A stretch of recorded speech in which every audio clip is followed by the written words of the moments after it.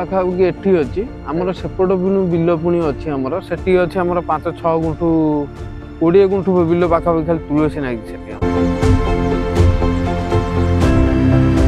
आमे एथरो कलेक्शन करू पैकेट हिसाब रे जदि आमे कहू डेली हमर 50 टा पैकेट हमर थुआ माने पैकेट को कहा को हमें बुझेगा कोन पैकेट माने जरी रे आमे पैकिंग करू। अच्छा माने जाना गोटे बड़ बैग रे बैग आउ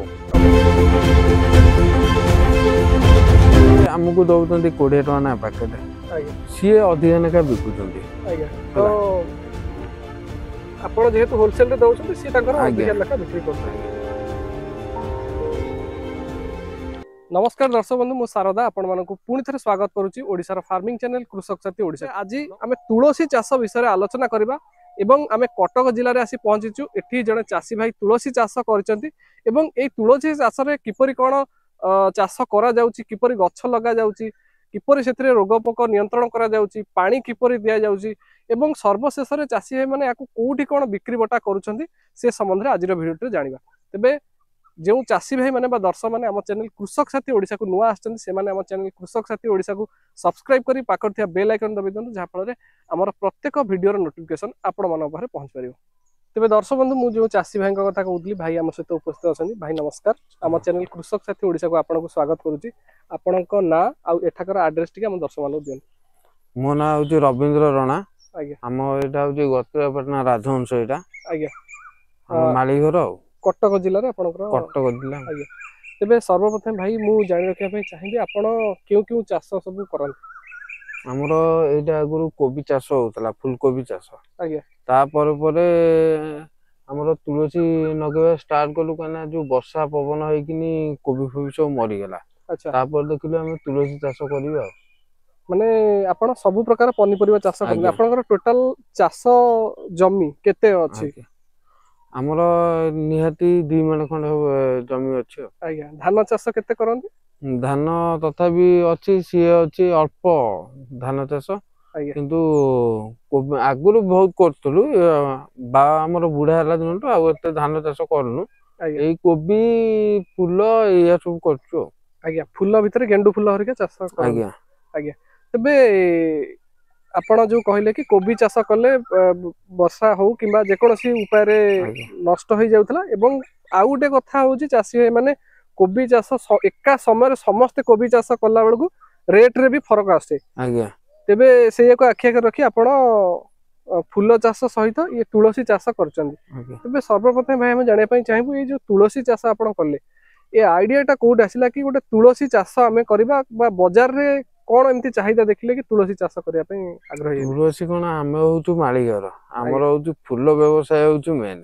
आज्ञा हला आमे जो आगुरु सब लोक हमको डाकुतल तम बारी आडू तुलसी चिंडे।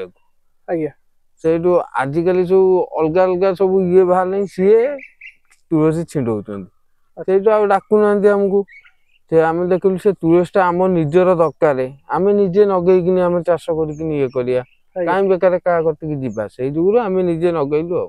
अच्छा आपण समस्त बारी की जाउतले तुलसी छिडे के आनिया पई तबे आपणकर प्रति दिन केते तुलसी पूर्वरु दरकार पडुतला? निहाती गोटे बैग माने गोटे बड़ बैग रे बैग खंडे आपण दरकार होतला तो आपणकर से बारी घरे बुली बुली कला बडू से रिक्वायरमेंट फुलफिल हो नतला। आज्ञा तापरे जो तुलसी चाष आपण करले आरंभ करले ए तुलसी चाष तुलसी रो कोन किछि स्पेशल वेराइटी अछि जोटा कि आपण एमती लगेई चंदी ना केमती ए मंजी कोठ आनले ना डाळ आनी लगेले? नहीं मंजी से मंजी जेतले खरा दिन रे गोटे गछ रे तले मंजीटा सुकी जाउची आज्ञा आमे ताकू रखुछु। अच्छा रखी किनी ता दिकी पिंपुडी मोडा पाउडर ता गोळेई की रखी किनी आज्ञा जेमती कोबी चारोटा जेमती पड़े ये चारोटा जेम पड़े सेमती से चारोटा हमती पड़ी किनी सेडा गछटा हुए गछ लगा हुए। आज्ञा तबे प्रथम जेतले आपण आरंभ करले से समय मंजी कोठ आनिथिले? सेतबेले प्रथम मो भाई आगुरु से तुलसी चाष करतला सेही मते निजे कहला कला तुलसी चाष तू कर। आज्ञा सी गछ आनी की देइतला नगेया पे। अच्छा गछरु आपण आरंभ करते? आज्ञा तबे ये तले लगा हुए आपण ई पूर्व वर्षर तुलसी मंजी रखी ताकू बुणी के पुणी लगांती? आज्ञा तबे जदी हमें देखिबा तुलसी मंजी लगेई सारला पर बा मंजी बुणी सारला पर केते दिन रे गछ बाहरे? ନିହାତି ମାସେ 1.5 ମାସ ଭିତରେ ଗଛଟା ହୁଏ। ଗଛ ହୁଏ। ହଁ ସେ ହଠାଇକିନି ମାନେ ଶୀଘ୍ର ହୁଏ ନାହିଁ। ଆଚ୍ଛା କମ୍ପଲସରି ମାସେ 1.5 ମାସ ଲାଗେ ଗୋଟେ ଗଛ ହବା ପାଇଁ। ମାନେ ମଞ୍ଜିରୁ ଅଙ୍କୁରିତ ହବା ପାଇଁ ଆଜ୍ଞା ମାସେ 1.5 ମାସ ଲାଗେ। ମାସେ 1.5 ମାସ। ତାପରେ ଆପଣ ଯେତେବେଳେ ଲଗାନ୍ତି ଆଜ୍ଞା ସେ ସମୟରେ ଗଛ କେତେ ଦିନର ହେଇଥିଲେ ଆପଣ ତୁଳସୀ ଗଛଟା ଲଗାନ୍ତି? ନିହାତି 1.5 ମାସ 2 ମାସ ଯେତେବେଳେ ଗଛଟା ହୁଏ ଆଜ୍ଞା ସେ ବହୁତ ଶୀଘ୍ର ବଢେ ନାହିଁ। ଆଜ୍ଞା ସେ ଛୋଟ ହେଇକି ରୁହେ ଯେମିତି ଛୋଟ ଗଛ ଯେମିତି ସେମିତି ଆଉ। ଆଚ୍ଛା ତାପରେ ଆପଣ ଧାଡିକି ଧାଡି ଲଗାନ୍ତି। ଆଜ୍ଞା ଏବେ ଯଦି ଆମେ ଦେଖିବା ଇ ଗଛ ବହୁତ ମାନେ ବୁଦାଳିଆ ହୁଏ। ଆଜ୍ଞା ଏବେ ଗଛକୁ ଗଛ କେତେ ଦୂରତା ରଖନ୍ତି ଏବଂ ଧାଡିକୁ ଧାଡି କେତେ ଦୂରତା ରଖନ୍ତି? ଆମର 2 ଫୁଟ ଛାଡିକିନି ଆମର ସେ ଗଛଟା ଗୋଟେ ଗଛ ଲଗା ହୁଏ।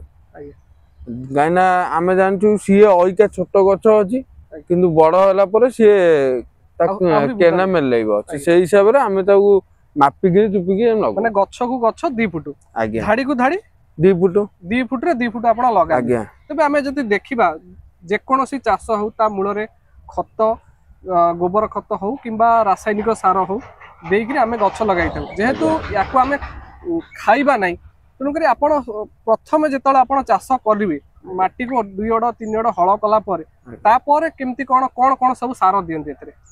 ସାର କଣ ଯେମିତି ମାନେ ଖତ ଦିଆ ହେଇକିନି ଆଗ ନଗା ହେଇଯିବ ଗୋବର ଖତ। ଆଜ୍ଞା ତାପରେ ଟିକେ ନାକୁ ବଞ୍ଚିଲା ପରେ ଟିକେ ପାଣି ଦିଆ ଦିଏ ଚାଲିଥିବ ହାଲକା ହାଲକା ପାଣି ଦିଆ ଚାଲିଥିବ ଯେତେବେଳେ ଚେରଟା ତାର ମାଟି ଦିହକୁ ଲାଗିଯିବ ସେତେବେଳେ କଣ ହବ ସାର ଦିଆ ହେଇକିନି ନୌଟା ହେଇଯିବ। ମାନେ ମାଟି ତା ମୂଳକୁ ମାଟି ଦେଇଯିବ। ଆଜ୍ଞା ଆଜ୍ଞା ସାର ଦେଇକିନି ନୌଟା ହେଇଯିବ ତାପରେ ସେ ମନକୁ ଇଏ ହବ ଆଉ।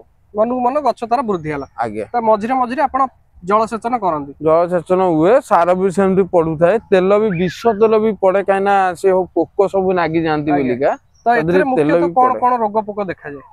ତା ଦେହରେ ଯେମିତି ମାନେ ବଡ ବଡ ଯେମିତି କୋବି ଦିହରେ ପୋକ ବାହାରେ ଏଡେ ଏଡେ ସେମିତିଆ ତା ଦେହରେ ଉଡା ପୋକ ସବୁ ପ୍ରକାର ପୋକ ଯେମିତି ମାନେ ଫସଲ ଗୋଟେ କରିବ ଯେମିତି ପୋକ ଲାଗେ ଆଜ୍ଞା ଆ ଦେହରେ ବି ସେମିତି ପୋକ ଲାଗୁଛି। ଆଚ୍ଛା ତ ଆପଣ ତା ସେଇ ପୋକ ରୋଗ ପୋକକୁ ଆଖି ଆଗରେ ରଖି ଆଜ୍ଞା ଆପଣ ଔଷଧ ସ୍ପ୍ରେ କରନ୍ତି। ଆଜ୍ଞା ଆଚ୍ଛା କେମିତି କଣ ବିଷୟରେ ଜାଣନ୍ତି କି ଏଇ ରୋଗ ହେଲା ନା ଯୋଉଠି ମେଡିସିନ ମିଳେ ସେଠିକି ଯାଆନ୍ତି?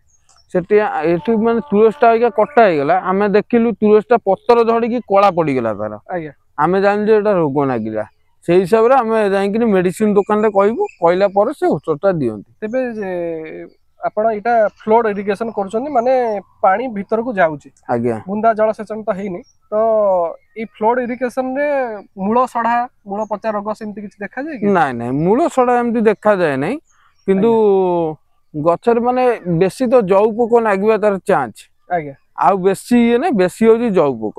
ଆଚ୍ଛା ଜଉ ପୋକ ପ୍ରାୟତଃ ଲାଗନ୍ତି। ଆଜ୍ଞା ତେବେ ଆଉ ଗୋଟେ ଜିନିଷ ଆମେ ଜାଣିବା ପାଇଁ ଚାହିଁବୁ ଗଛ ସମ୍ପୂର୍ଣ୍ଣ ଭାବେ ବୃଦ୍ଧି ହେଲା ପରେ ଆଜ୍ଞା କେତେ ଦିନରେ ଆପଣ ତାକୁ କାଟିବା ଆରମ୍ଭ କରନ୍ତି ଏବଂ ସ୍ପେସିଆଲି କୋଉ ଜିନିଷ ଟା କଟାଯାଏ?